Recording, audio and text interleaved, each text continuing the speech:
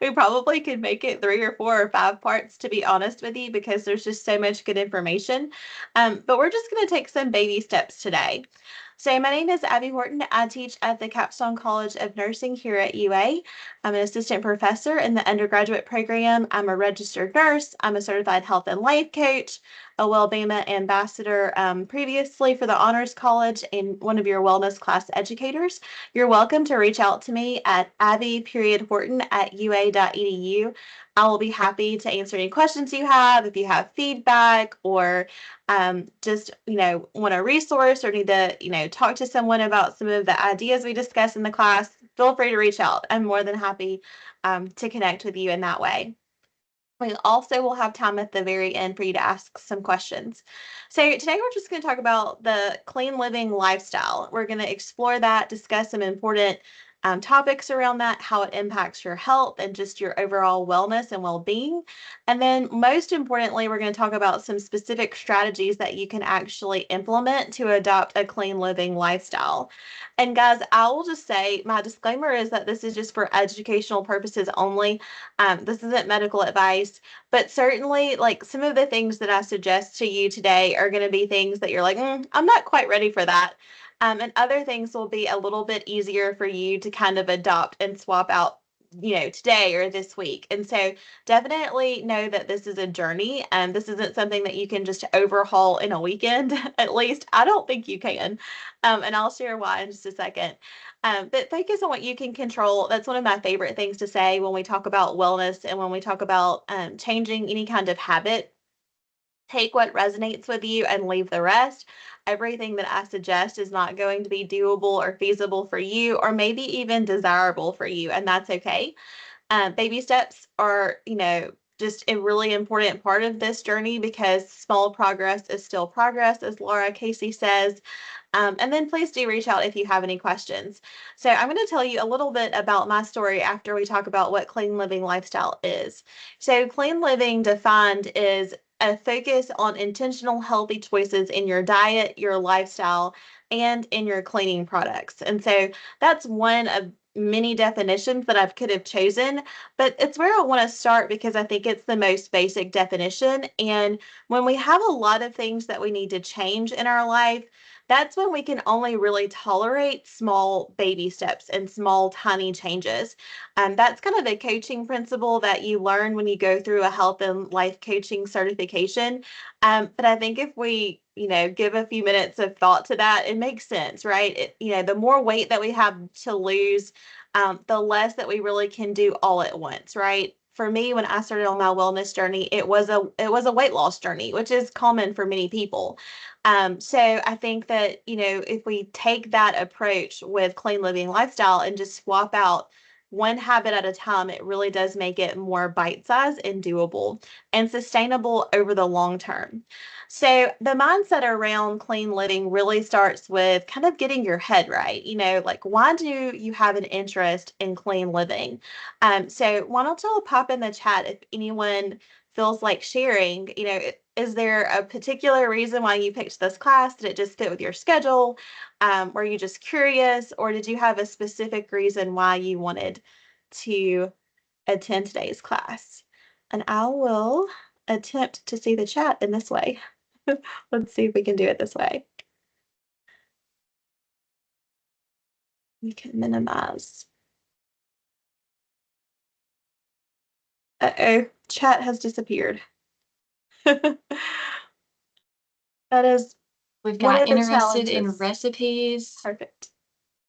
Thanks, Becky. Greg said, I was just curious, wasn't sure what was meant by clean. I'm changing my lifestyle. Keon said, I know clean living is healthier and wanted more info. Those are all great reasons to be here. Was assuming clean was not the 5-second rule. Not in my house. I never was a fan of the 5-second rule. No, my kids really do like it. Oh, let's see. To assist in weight loss goals. Really enjoy any session the speaker does. Oh, thank you. Juliana. That's sweet.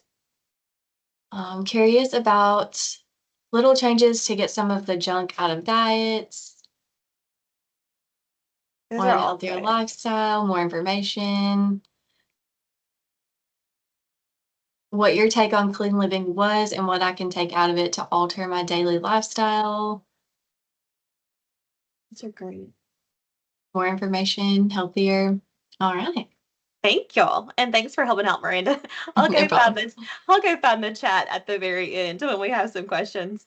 So yeah, those are all great reasons, and for every reason you're here, it's a great reason to be here. So we're glad, even if you're just curious, or even if you just needed your credit for your wellness class. We hope that this will be one that you can at least take one or two little golden nuggets away, and be able to implement it this week. So really educating yourself on clean living, it starts there with just awareness because everyone does have a different take on what clean means. And for some people in my family think it's the 5 second rule. But clean really means kind of green. And we'll talk about that later about greenwashing and how that has become a huge thing in kind of like the overall consumerist industry. And then reading and researching to start your journey, I think, is the best thing to start after you have an awareness, which you all already have because you're here. So reading about and kind of researching where you want to make your first changes. But I would encourage you not to get stuck there because I have the habit of I want to like intellectualize everything, right? I want to think about things. I want to contemplate things. I want to ruminate on things. And you can kind of get into that kind of mode of consuming information, but actually not taking action. And so I would encourage you at some point, give yourself a deadline of like, okay, I'm going to research and read and do all of this, kind of exploratory work, and then I'm just going to get started. Because honestly, you're going to not be perfect for a really long time in making any of these changes. You may never be perfect. I'm never going to be perfect at anything. So you just need to get started. And getting started is really the hardest part. And be kind to your brain and budget and start small because honestly, I still get overwhelmed when I think about all of the wellness products and all of the clean swaps that I want to make. Because usually the more, I'll say toxic in air quotes, the more toxic a product is, usually the cheaper it is. So, it really is kind of challenging at times, especially if you have a big family like I do, to be able to actually start making those changes. And then be kind to your brain in the sense of like, don't overwhelm yourself. If you look at all of the things that I suggest, which is really actually very pared down for you guys, it still is overwhelming. So be kind to your brain and just say, you know what, I'm going to focus on, filtering my water and making good habits around water, which I think is one of the best places to start. And then I'm going to go from there. And that's what I've done. And so ditch and switch is something that we say a lot when we talk about clean living lifestyle.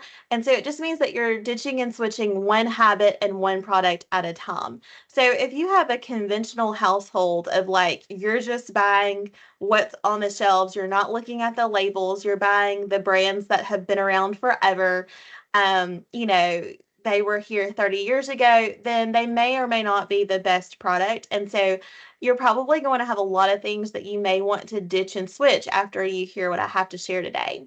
And then, of course, give yourself grace during the process because it really is a journey. Y'all know if you've been with me before, I like to tell a story. And so, my quick story is the reason that I started being interested in clean living lifestyle, which ultimately led to me going back to get my health and life coach certification, is that I was 27 years old. It was the fall of 2013. And the summer before, so the summer of 2012, like I had my last pregnancy. So I had babies 4 and 5. I have two sets of twins and a singleton. And so I had my first baby, my oldest baby, who's now 17, which is hard to believe. And then my two sets of twins. So my last set of twins, I became very, very sick. And for a year and a half after that delivery, in June of 2012, I stayed sick for a year and a half and ultimately ended up needing to have a hysterectomy. And I know this is super personal. I'm sorry, but if you know a nurse, we can be TMI for the general population. But I'm sharing this because at the age of 27, even though I'd already had 5 children, 3 pregnancies, and I did not really want to have more children. That was not something that I was wanting to do. It is a very serious conversation to have with your OBGYN that you're going to have a hysterectomy. And he was very hesitant just because of my age. And another of other factors that you guys probably don't care about, but he was just very concerned about me having a hysterectomy at that age. And so I knew it was probably the best thing. He agreed that medically it was the best thing, but he was just concerned. And he also was concerned about my overall general health, right? Because when you start having that many surgeries, I've had 9 to date as an adult. That was probably 5 or 6, the fifth or sixth surgery for me. You start to look at like, why are you having so many health challenges and things like that? And so he really encouraged me to look at my lifestyle and to look at the products I was using, the foods that I was eating. And he really started that conversation with me around this, prep for my surgery. So Facebook, I had seen a friend from college sharing about Young Living and sharing about all of the wellness things that she was doing. And so I reached out to her and said, "Hey, I'm about to have this surgery next month. Could you tell me some things that I could start to do, or products that I could buy from you that would be healthy and would be helpful for me in my recovery?" And that opened Pandora's box for me. So I have been on this journey of swapping out products and really embracing this lifestyle without that surgery, without that conversation with my doctor, without that conversation from my old friend from college, I probably would not be a health and life coach. I probably would not be doing Wellbama classes. And so that's why I wanted to share that with you, is because still to this day, all of these years later, I'm still a work in progress, but I have made so much progress over that time. But there's just so much more that we can all do. And so I still have to give myself grace, and I still have a really long wish list of products that I want to buy. And I'll share that at the very end. So, the impact of toxins, we have a lot of different chemicals that we come in contact with, and everything that we encounter isn't a toxin and isn't toxic. It just may not be the most healthy thing for us.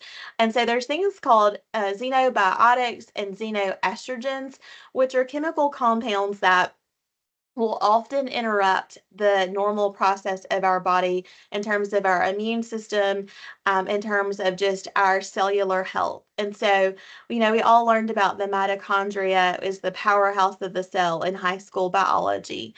And I loved that. Well, I loved biology class. And so, making that model of the cell in 11th grade biology class was like the highlight of my semester.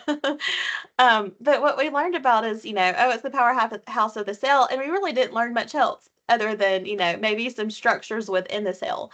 But really, at a cellular level, that mitochondria has to be able to get the nutrients from the foods that we eat and the water for the hydration that we drink, to be able to get rid of things and to eliminate things through the body, through sweat, through urine, through our bowel movements, through all of those natural processes, to be able to kind of clear out that thing, that's causing it an issue, whether it's a toxin or it's something that we've ingested, to be able to function really well at a very basic level.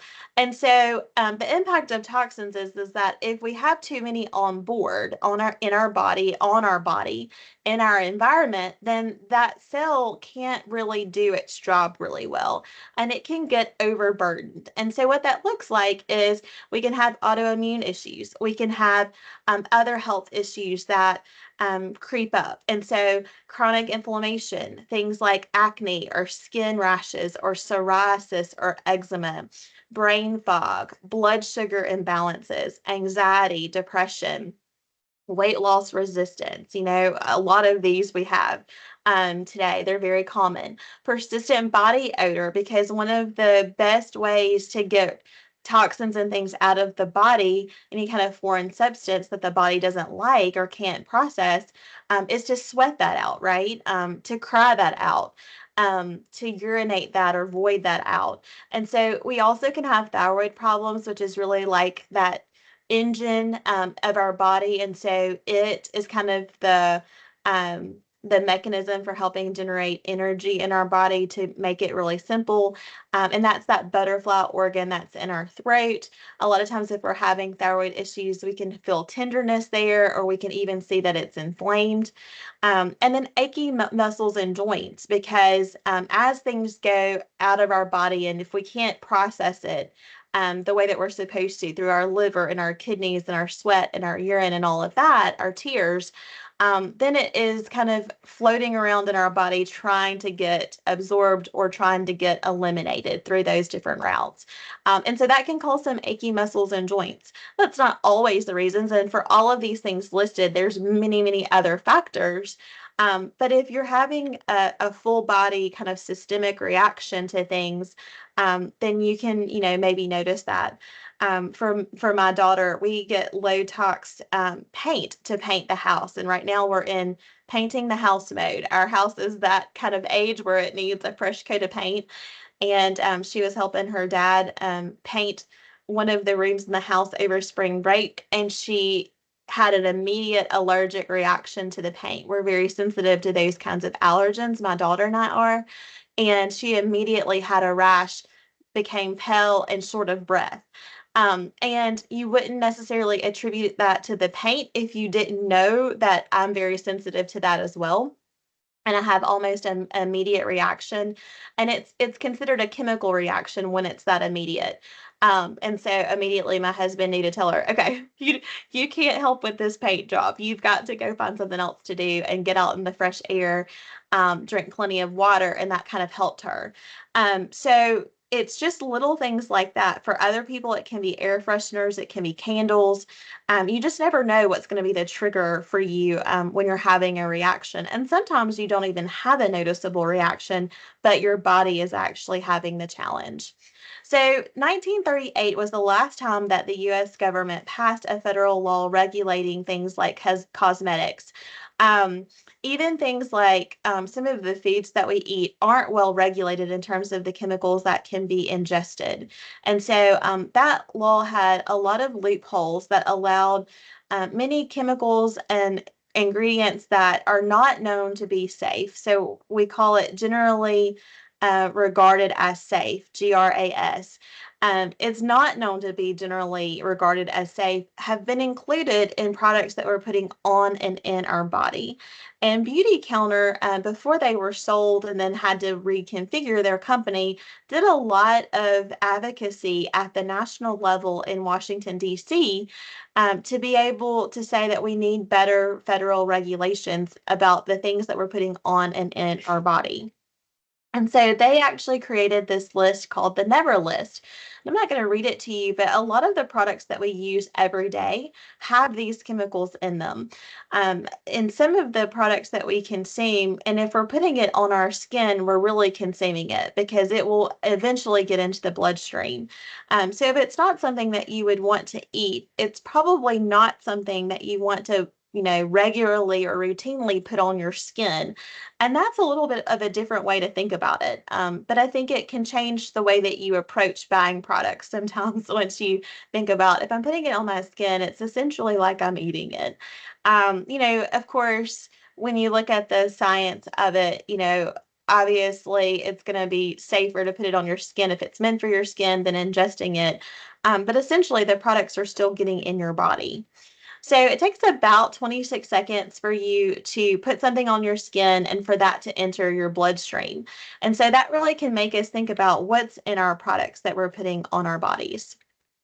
And the average person, and again, this fluctuates. I always try to fact check and make sure that I have the latest information because I created this slideshow years ago, but I updated it this morning to include some new products that have come out on the market and some new favorites for me. And they're still saying research, when I say they, I mean people who do this research, they're still saying that about 300 chemicals are put on your body before breakfast every day by the average American. Now, that's probably the average American female just because we tend to use more beauty products and makeup products. But just thinking about putting on average 300 chemicals on your body a day, And that seemed a little outlandish when I first heard that, but it does make sense when you start to look at the ingredients on your products. One product that you use in the morning, whether it's your shampoo or whether it's, a moisturizer or a sunscreen, or for those who wear makeup, makeup, that can have up to 30 or 40 or more ingredients in it. But because that print, the, type font is so small and so tight, it doesn't always look like it's 30. But when you start, going through the list and looking and counting, you'll be surprised, I think, at how many, chemicals and ingredients and things are listed on those. And so the way that ingredients lists work in the US is that the first product or item that's listed is usually the highest concentration of that. And that's true whether that's your moisturizer or whether that's something that you're eating.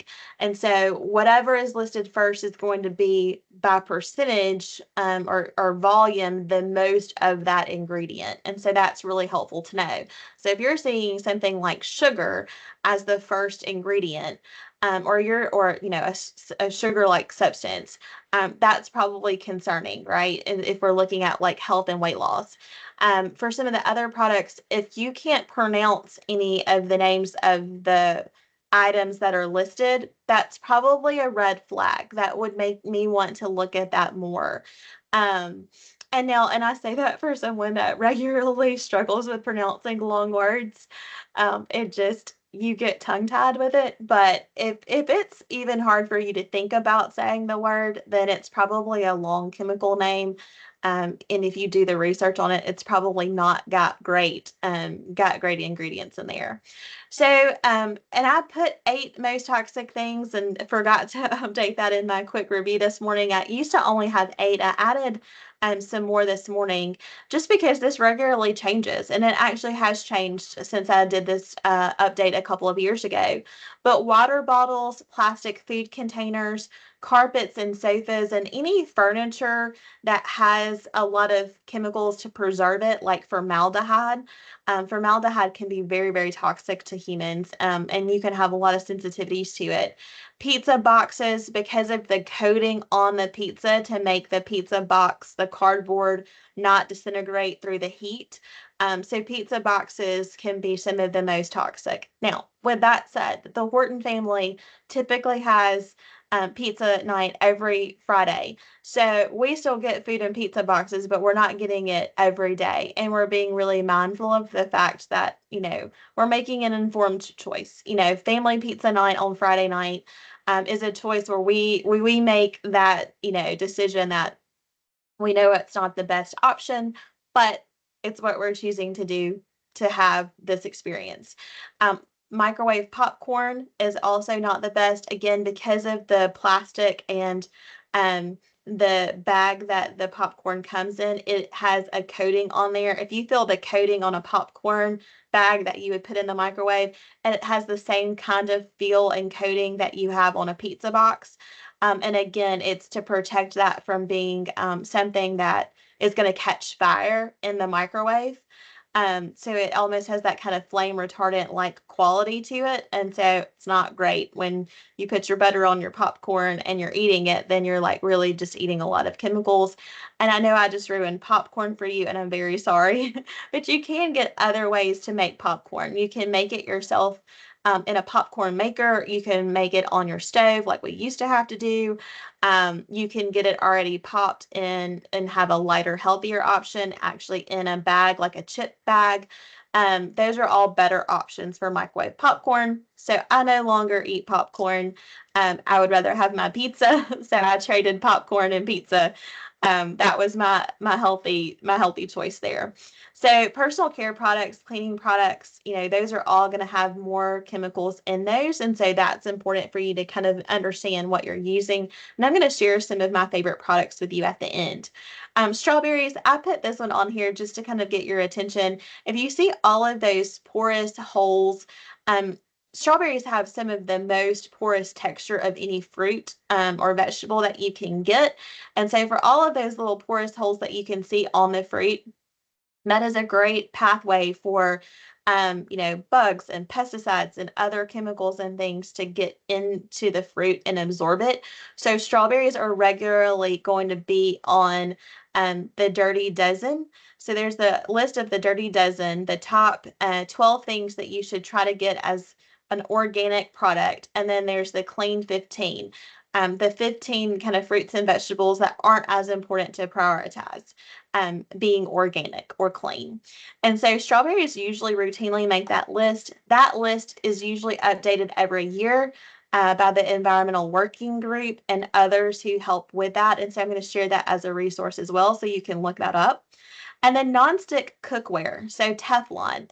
I would say of all the things that you could do today, and this is going to be an expensive swap. So this is going to be one that's going to hurt the bank a little bit.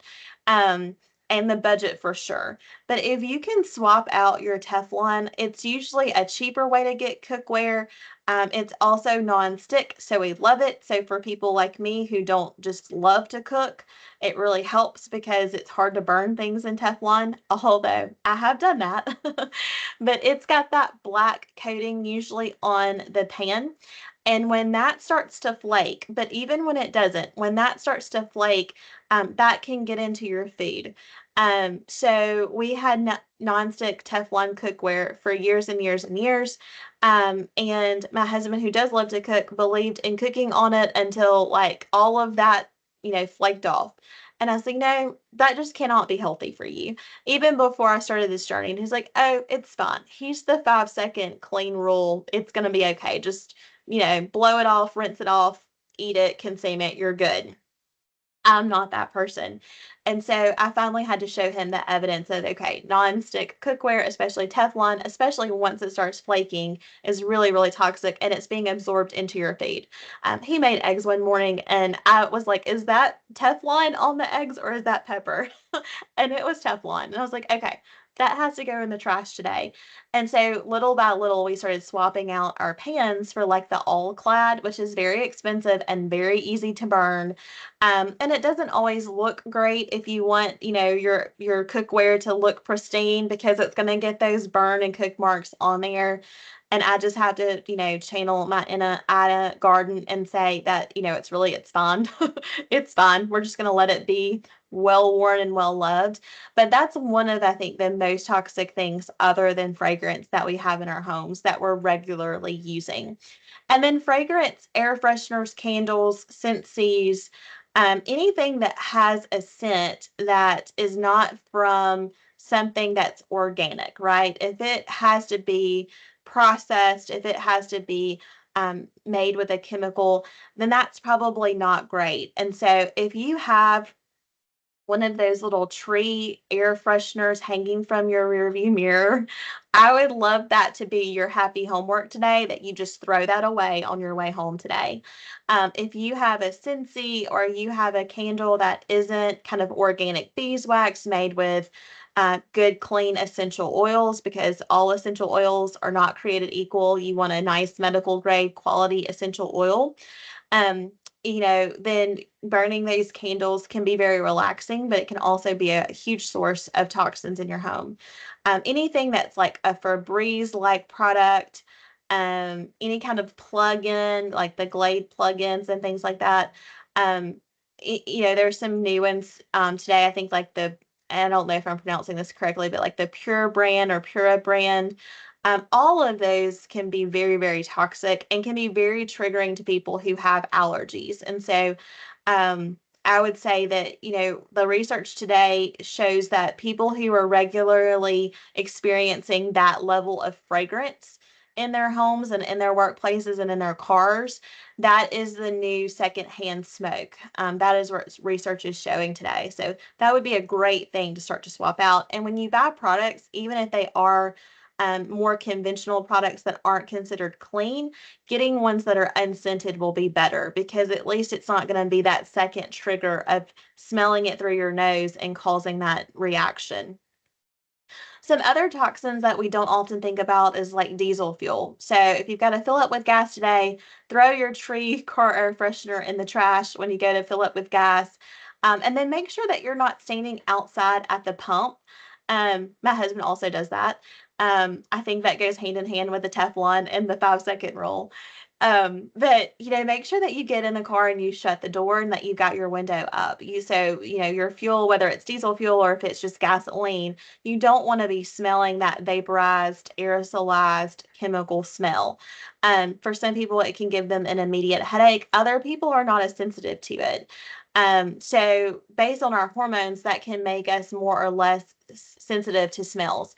So research shows that females tend to be more sensitive to smells, have what we call a higher a smelling acuity than men, and so it makes sense that sometimes like we make different choices about that sort of thing. But I always make sure that I shut my door, that the window's closed up, and I wait until the gas has stopped pumping to get out to then go and finish all of that up at the pump. Looking at BPA, this was really, probably about 10 years ago, very popular because a lot of baby bottles were using BPA. And then now everything says BPA free. Well, unfortunately, they just picked a different, what I call a chemical cousin. So even though it's BPA free, it doesn't mean that it's endocrine disruptor free. So we've got the endocrine system in our body, and our endocrine system is usually responsible for things like our reproductive system, things like our endocrine, you know, friendly organs like our thyroid and and other things like that. And so when we are consuming a lot of those chemicals, it can actually interrupt those processes, which is called an endocrine disruptor. And it then can disrupt our hormones, which can lead to a whole host of problems, inflammation and things like that. And so, if it says BPA free, it means it probably still is plastic, and they're just using a chemical cousin, which may not be any safer than BPA. I just remember when my daughter, who's 17, I remember when she was a baby, that was very, very common, like very popular for people to say, "Oh, is your baby bottle BPA free?" Or not to heat that, because anytime we're heating things like plastics, Teflon, we're letting whatever that chemical is that's in that product leach out into whatever it is we're using. And so the, plastic water bottles, that chemical is leaching out into your water. So unless you're just really, really thirsty and it's an emergency, I would never leave a plastic bottle of water or plastic bottle of anything in the car, especially in Alabama, once it gets hot, and then drink it. Now, have I done that? Yes. But would I do that routinely? No. So because it's going to heat that up. You don't want to heat up plastic in the microwave, for example. You don't want to cook with things that have chemicals that can leach out because it's going to leach into your food. Also, lead paint, mercury. So being really mindful about the fish that you're consuming. Some of the highest sources of mercury for us are actually either in amalgam fillings or like for your teeth, or they're in fish or fish products or seafood. And so things like sushi, um, fish, and other food products that would have mercury sources in there. So we usually say that we want to see that you have one source of fish a week because it has good omega-3s, but you don't want to eat fish, more than that, because you can have exposure to mercury and other chemicals. Of course, smoking a traditional cigarette has around 4,000 chemicals in it, exhaust and pollution, ammonia, manganese, and some other chemicals that can be in alcoholic beverages. So if you're going to drink alcohol, you want to make sure that you're really limiting your consumption. There's not a generally safe level of alcohol, but there are some parameters around how many drinks that a female can have versus a male. And typically that's based on size, not necessarily, anything related to your actual gender or sex. But having a higher quality alcohol, would be a better option because they're going to have a little bit cleaner ingredients in those. And you can get some of the wines and different, hard liquors that have less sulfates and things like that. So you can make smarter choices about that if that's something that's important to you. Insect pesticide. This is a big one for me. You can actually be poisoned by having too much pesticide. Pesticide can be in your body based on like walking it into your home. So a lot of shoes are tested, and there will be pesticides on the shoes themselves. So taking your shoes off in your home, we're not perfect at that, but that's a good rule of thumb if you have children in your home under 5, because children under 5 typically are on the floor more than they're in any other space in your house. So when our kids were under 5, we really prioritized that. Um, but also it's on the foods that we eat. So making sure that you're cleaning the foods that you're eating, the fresh fruits and vegetables. Also, when you're having your home sprayed with pesticides, I actually will not allow pesticides to be sprayed in my home. So that means that we might have more ants than the average person, and I'm okay with that. I just don't think that that is a healthy option for our family for a number of reasons. And so I will let them spray outside and I will let them spray the perimeter of our home, but I will not let them spray our home like inside. And I never have. And we're fine. We have a few more ants and we put the little non-toxic traps out and it works great. Flame retardants, anything that's going to have a coating of a flame retardant on there. So furniture, even pajamas for kids. So you can get pajamas that are tight fitting. It almost looks like a second skin. A lot of times that tag that you get, especially like if you're going to Target or somewhere like that, it'll have a tag that says it's close fitting and doesn't have as many flame retardants or maybe not any. Because for children under a certain age, there's a federal requirement that it has flame retardants on there if it's not close to the skin. So if you're getting a small nightgown, and it's based on sizing. So if you're getting a 5-year-old, a princess, nightgown that's real flowy, it's most likely going to have flame retardants on there. Just because most fires tend to happen at night. I think it's between like 11 p.m. and 7 a.m. And so they require children's pajamas to have those flame retardants on there so that if they're in a fire, hopefully the clothing won't catch on fire as quickly and won't burn the skin or stick to the skin as badly. Y'all, I know that these are so many facts that I'm throwing at you, but I just want y'all to have as much information as you can. So you can look for the pajamas that don't have that and fit more like a skin to the child. Also, the chemicals in dry cleaning can be very toxic. So if you still use a dry cleaner, I mean, there are clean options that you can do at home. I know that's not as much fun as doing dry cleaning. Back in the day when my husband and I first got married, there was nothing that made me feel more successful than picking up his dry cleaning. Um, on my way home from work, I was like, yes, I have done something that I really just had to drop it off. I didn't even have to get out of my car. It made me feel so successful as a new adult. Now, what I didn't know back then is that I should have taken the plastic bag off of it. I just ended up hanging it into the closet, and sometimes he didn't wear it for a long time, so the chemicals were just sitting in that bag. If you've ever opened the plastic bag up later and you get a whiff of all of those chemicals, that's not something that you want staying in your home. So opening it outside and, kind of tossing all of that so that it's not coming into your home is a great solution if you can't make a cleaner option or just not do dry cleaning altogether. Any kind of aluminum, parabens, anything that's going to be aerosolized, like in a spray can have some toxins associated. And then I mentioned the food pesticides and chemicals. Tin poisoning, so drinking drinks out of a can is not the best. It can actually leach calcium out of your bones. And then fluoride, this is a controversial one. It is every time. There are some NIH studies that support that fluoride is not the best option for some people. It is often considered by most a neurotoxin if consumed in large amounts. It's why it says not to swallow the fluoride on the toothpaste. It's why it has the skull and crossbones.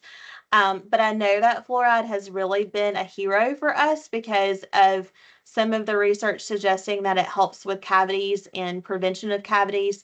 We go back and forth in our household. My kids are more prone to cavities than some others. I personally am not, but my kids are. And so I can do with a fluoride free toothpaste and I'm okay, but my kids really don't do well with that. I am going to show you a healthier alternative to that. It's a Japanese based toothpaste that really can be helpful. But that's one that even for me, I have a little bit of a challenge because while I don't want them to consume a lot of fluoride, I also don't want them to have a mouthful of cavities. And so you just have to use your best judgment on these things. and do your own research for sure. Cleaning your food, this is actually back to my OBGYN that had that conversation with me leading up to my surgery. He actually gave me this recipe. And so you fill a bowl with 1 part of solution of a cup of vinegar and then 4 parts water. And then you add Celtic sea salt, which is always going to be a better option than table salt. So Celtic sea salt or Himalayan pink salt is another good one, but it's very, very salty. I always like Celtic sea salt better. You add enough Celtic sea salt until the water's cloudy. So you can do this in a bowl. I like to do it in a bowl in my sink. Your sink is one of the dirtier things in your home. It actually sometimes, a lot of times, is dirtier than your toilet bowl. So just know that you might want to clean your sink first and then maybe even put a bowl in your sink to do this. But then you add your fruits and vegetables when you're getting ready to either unpack them or when you're getting ready to eat them, and soak those fruits and vegetables long enough to start to see that, the waxy, film that's on your fruits and vegetables are coming off. That's actually pesticides. An apple actually usually doesn't have a waxy film on there unless they've been coated with a pesticide. And so, just you're going to give them a good soak, maybe 5 or so minutes. You don't want them to start to shrivel or anything, but just keep an eye on it and then rinse with cold water. Dry really, really well, especially if you're going to store it and then you can eat it. And so that is a good way to clean some of your fruits and vegetables. It also gets dirt. You don't think about there being dirt in your food, but there's a lot of dirt when you start to do this that comes off. It's not just pesticides, also little bugs and things. It was very eye-opening when I first started doing this to our fruits and vegetables. So just a forewarning. Here's some other Hey, steps that you can use. Abby, Yeah. Yes. there was a question on that slide while you were there. Yeah. Will regular sea salt work? It should. I like Celtic sea salt because it's got around 66 minerals, trace minerals in it. So if you're going to buy one that you're going to use on your food, might as well buy it to use it on your fruits and vegetables. But yes, sea salt of any form is always going to be better than regular table salt. Thank you. That was a really good question. So these are some next steps that you can do, and I would say to use this like a checklist. So there's an app called Think Dirty app. There's also the Environmental Working Group app. So you can download those and you can scan your products. There's also some that you can use, one called Sift, SIFT, and it's one for food. So you can scan barcodes at the grocery store and decide, what is a better, healthier option. But reducing your plastic, opening your windows to air out your homes. Our homes today, especially newer homes, have to be so airtight for the new standards in construction that it leads to more mold and mildew and actually more allergens in the home because they're airtight and they can't breathe. And I have one of those homes because when we built our home in 2009, it was under the new clean environmental standards. But what they've learned since then is that making them so airtight actually makes them more prone to not breathing and having more mold and mildew. So, it's always a give and take with this. So opening your windows, your doors, reducing candles and fragrances, choosing organic when you can, swapping out your cleaning products. Having houseplants that can clean the air is really good. There's a couple of plants that are really good for that. You can just Google air cleaning house plants and choose the ones that you like for your home. Um, Avoid aluminum foil. So that's not a good thing to use, especially cooking food in aluminum foil. My mom used to do that. That's not something you want to put your food in and then pop it in the oven and make a little foil packet. We don't want to do that anymore. Limiting the use of your microwave and especially not standing in front of it or beside it when you're using the microwave. Switching out clean products for your beauty products. Washing fabrics before use because those dyes. And I'm not always great about that, but when you buy new clothing, you want to make sure that you wash them first. So, of course, try them on, make sure they fit and you like them, but then try to wash them before you use them and wear them. Drinking filtered water out of a reusable bottle. So, I always have my cup with me. So, make sure that you're trying to avoid those plastics. being cautious about the pesticides, the ditch and switch, and then not being greenwashed. So, like Mrs. Myers is a great example of greenwashing. When you go and plug her products into the EWG app, she usually doesn't score a great score. They look like a stoplight. So green is good, yellow is caution, and red is avoid. And she's usually in the caution or the avoid. But we think her products are really good. And I actually have more of an issue with those greenwash products than the conventional products because the greenwash products, you're actually getting as much chemical in the conventional products, but you think that you're doing a good thing and you're actually paying more money for it. And so that is kind of my issue with those greenwash companies that actually are charging you more for basically a conventional product and making you feel like you're making a good choice when really it's still probably not the best healthy choice. Here are some more steps. I'm not going to read everything for you. But if you have a lot of allergens or you're sensitive to mold, which a lot of people are, then make sure that you're swapping out foods that might have high mold content. So I'm going to mention that last one, bioorganic coffee. That can make a huge difference. A lot of times the reason we don't feel good after we drink coffee isn't just that the sugar and the milk and the cream and the caffeine that's in it upsets us. It sometimes is that coffee has a really high mold content. And if you look at the foods that are considered the highest food allergens for people, thinking peanuts, soy, coffee, some of those things, if you look, they're also the foods that have the highest mold or mycotoxin content in them. And so it makes you wonder, it makes me wonder, is it a true allergy or is it that you're having a reaction to that mold? Or those mycotoxins that are in there. And so that's a good conversation to have with your doctor or your allergist, and to see if limiting some of those things in your diet can make an improvement on your health, especially if you're having inflammation or any kind of autoimmune. I also want to mention prioritizing non-toxic mattresses and bedding because we spend about a third of our life in bed, some of us more or less.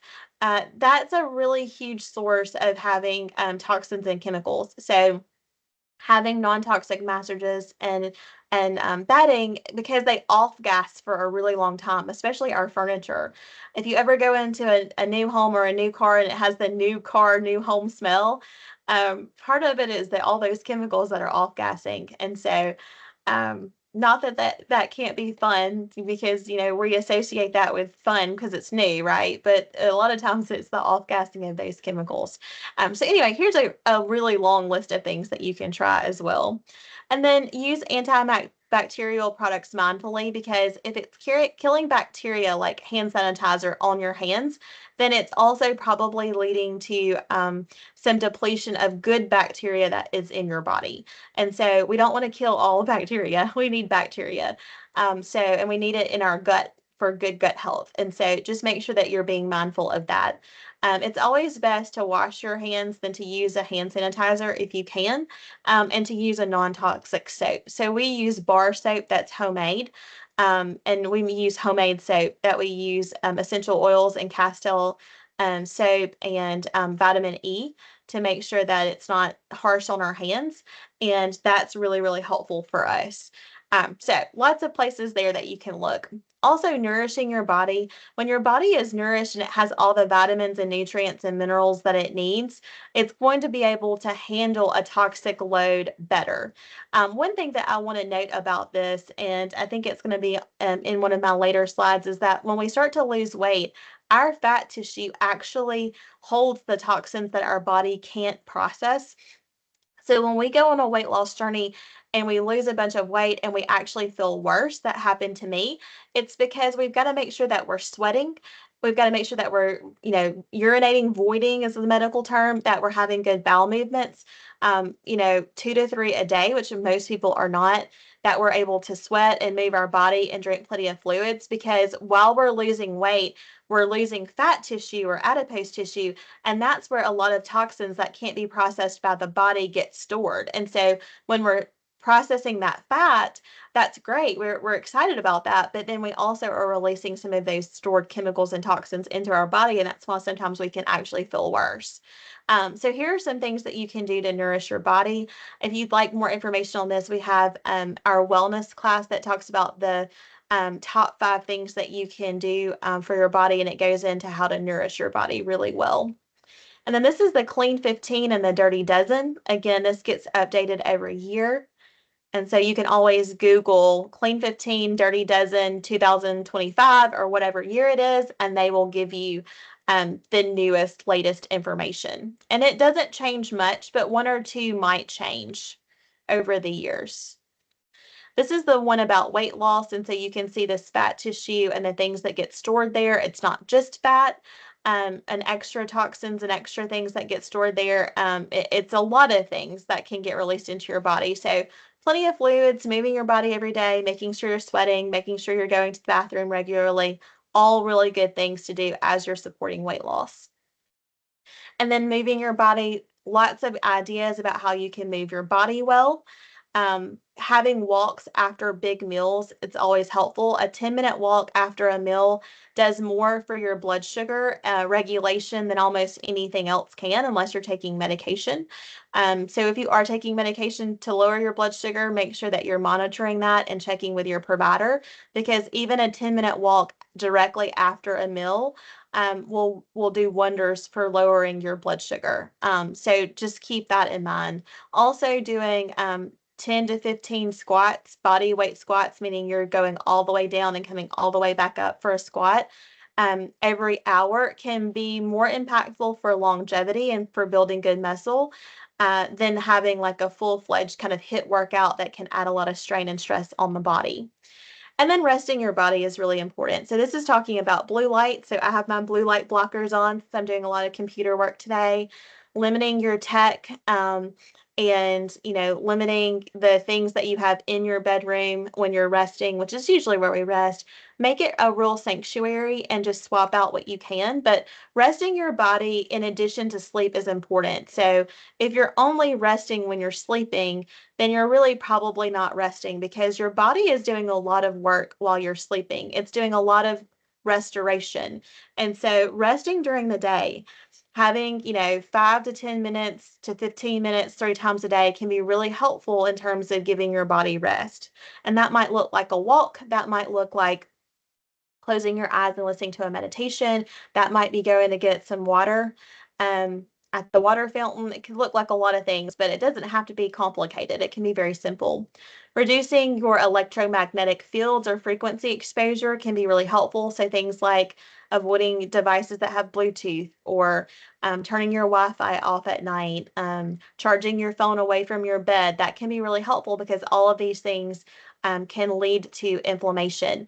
And vitamin G can be vitamin G for grounding, like you're going outside and taking your shoes off. Vitamin G can also be about gratitude, and both are really helpful when it comes to combating some of these toxic chemicals and inflammation factors. Greenwashing, I mentioned this. It's really when brands say that they're green and clean and they're really not. And so how you can spot it and what you can do. And so again, Mrs. Myers is always my favorite example of this. And then this is the EWG website that I mentioned. And then I popped this on as an addition. This is actually their scale. So you want to get a EWG verified score, a 1 or a 2. And then I'm still okay with using products that are a 3 or a 4. Sometimes we even have to use some of these other products that score in the red range, but that's how they note them. You can look up products on the website, or you can download their app, and I do both. And then this is something that, is not only good for us, but it's good for the environment. How can we reuse what we already have access to? Regifting, recovering, reselling, returning, letting things rot, meaning, can we compost something? Can we repurpose something? And then using Maslow's hierarchy of needs format, they created one of use what you have first and then see what you can borrow or swap or thrift or make or eventually buy if you can't do those things. So here's a product swaps checklist. Here are product swaps that I like. So organic dryer balls, glass, deodorants, toothpaste. I like Ala Beauty now that Beautycounter is difficult to get. Drops for laundry and dish detergent. Branch Basics for cleaners. Hydro Flask for your water. All Clad for your Teflon. And then water filters, essential oils, Celtic sea salt, thrifting and organic when you can. Dr. Bronner's products, love, love, love Dr. Bronner's products. Epsom salts, organic tampons, and feminine hygiene products is so important because that's such a delicate area and a place that can really absorb toxins. And y'all know that those are made from cotton. And so if the cotton isn't organic and isn't processed correctly, then that's really introducing a lot of chemicals to a very sensitive area on a monthly basis. Beautycounter, Counter Sun, sunscreen, Super Goop, lots of good sunscreen options. And then Dr. Bronner's also has many products, but has shave cream, soap, and then hand sanitizer.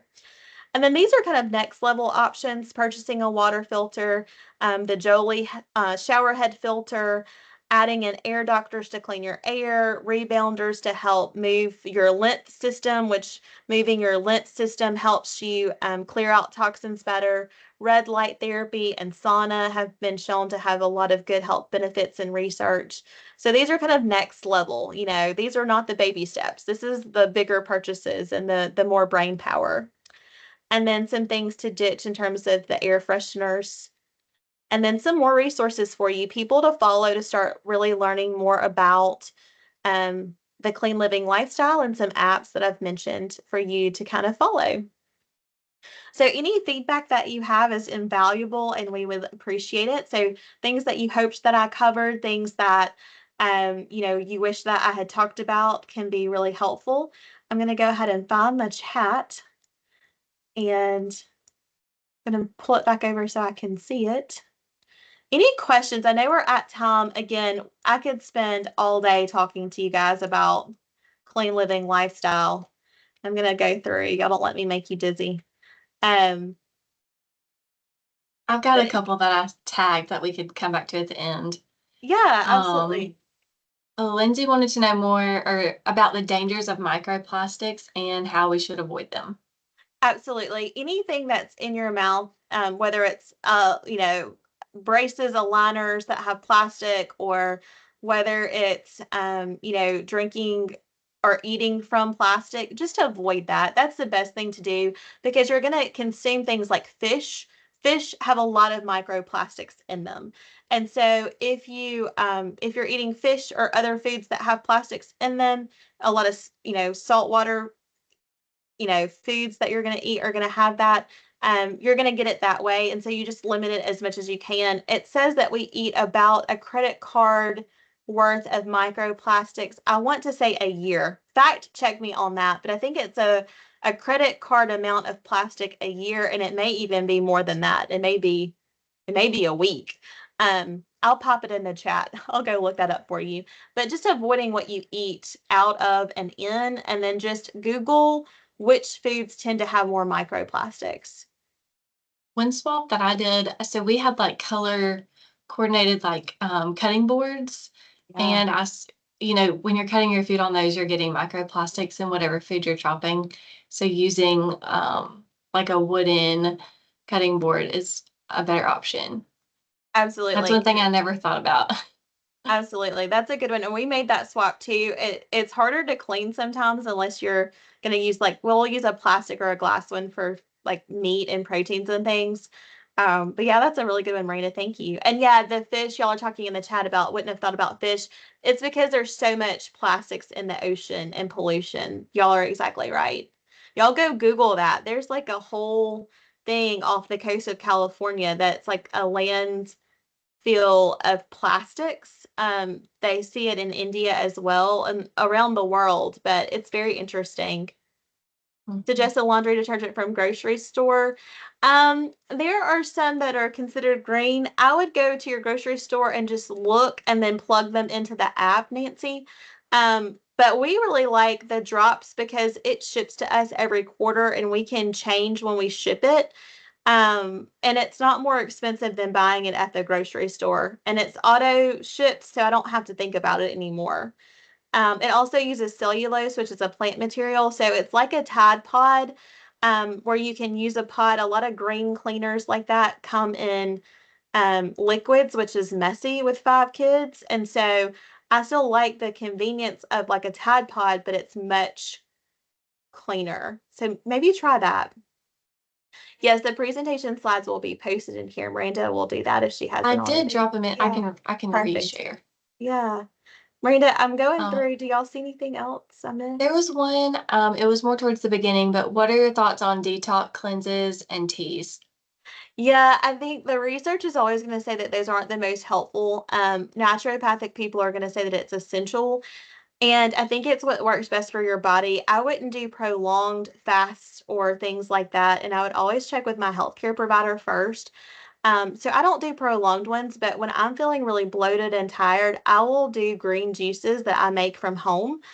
So not the ones you can get at the grocery store because they have a lot of added sugars. But do them at home, and I think that those can be really helpful in terms of like getting good nutrients in, and especially if you're not able to eat a lot of your nutrients, that can be a really good way to get those in and get more water in your diet. I think it can be helpful, but you're not going to find a conventionally prepared healthcare professional to probably tell you that. We're taught that that's not healthy in med school and nursing school. But I do it from time to time, but I don't fast. For me, as a female with hormonal issues, I don't fast more than 24 hours, and I only do it when I know that my body can handle it. If I'm really stressed, I'm not going to fast because that is a stressor to the body, just like exercise is a stressor for the body. Y'all have such good engagement in here. I hope I'm not missing anything. Oh, you Well, I did know. miss one. Oh, sorry. God. One funny comment. Somebody shared that they're only going to eat organic, free-range Oreos now. We have an inside joke at the Wellbama office about Oreos, so I think that that's perfect that y'all said that. And I love a good Oreo. Well, I know that we're at time. I'm happy to answer any more questions if there's something that you have a question about. Obviously, if you need to go to your next thing, please feel free to do that. And I'll just close out before I take any more questions is to start where you are, use what you have, and do what you can. Arthur Ashe said that. I think um, maybe uh, Theodore or Franklin Delano Roosevelt said it to begin with. Whoever said it, it was really good information because really you just can only do what you can do and just pick one thing today to change. And it's probably going to be drinking filtered water would be a great place to start. Vitamins, I would say if you're tired all the time, which I think all of us are, I'm tired all the time too, and I take a ton of vitamins. Look at lifestyle, like are you giving yourself rest? But also ask your provider to do some labs. It may be that you're deficient in vitamin B or vitamin D. That's really common. Those are two of the most common vitamin deficiencies, and they will make you feel tired. I hope that helps, Marcia. All right. If I didn't answer your question, and you still want an answer or you want to follow up, feel free to email me. I'm happy to respond back to you guys in that way. And I hope this wasn't too overwhelming. But I hope you all have a great rest of your day, and we'll end with a roll tide. Bye, guys. Thanks, Abby. Hope you'll have a great day.